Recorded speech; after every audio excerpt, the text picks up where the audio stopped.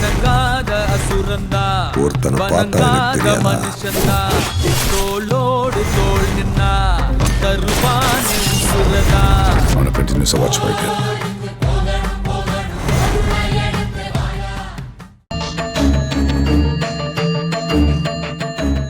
இவ்ளோ பேசுறீங்களே, அந்த பொண்ணு யாருன்னு உங்களுக்கு தெரியுமா? எங்க கல்யாணத்தை நடத்த போற ஈவென்ட் மேனேஜர். இன்னைக்கு சாயந்தரம் எனக்கும் எழலுக்கும் ப்ரீ வெட்டிங் போட்டோ ஷூட் நடக்க போகுது. அதுக்கான ஏற்பாட்டுக்காக கூட அந்த கடைக்கு போயிருக்கலாம்ல. அதை வச்சு நீங்க தப்பா கதை கட்டிட்டு இருக்கீங்க.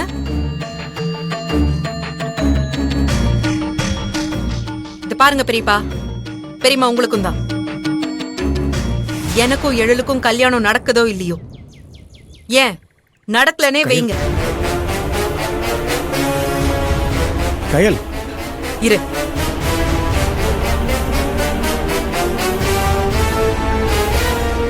எங்க கல்யாணம் நடக்கலனா கூட அவங்க அம்மா ஆசைக்காக அவன் இன்னொரு பொண்ண கல்யாணம் பண்ணிப்பான்.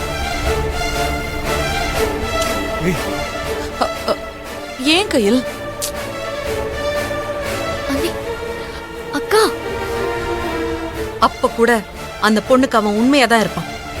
தொட்டு தாலி கட்டின அந்த பொண்ணை தாண்டி வேற ஒருத்தைய பத்தி அவன் யோசிக்கவே மாட்டான். எழில பத்தி யாராவது தப்பா பேசுனீங்க, மானம் மரியாதை கெட்டுடும். என்ன பேசணும்னு கொஞ்சம் யோசிச்சு ஜாக்கிரதையா பேசுங்க. கையில் மாமா, கையில் பேசுனது எதையும் மனசுல வச்சுக்காதீங்க. கையில் பேசுனது தப்புதான் காமாட்சி.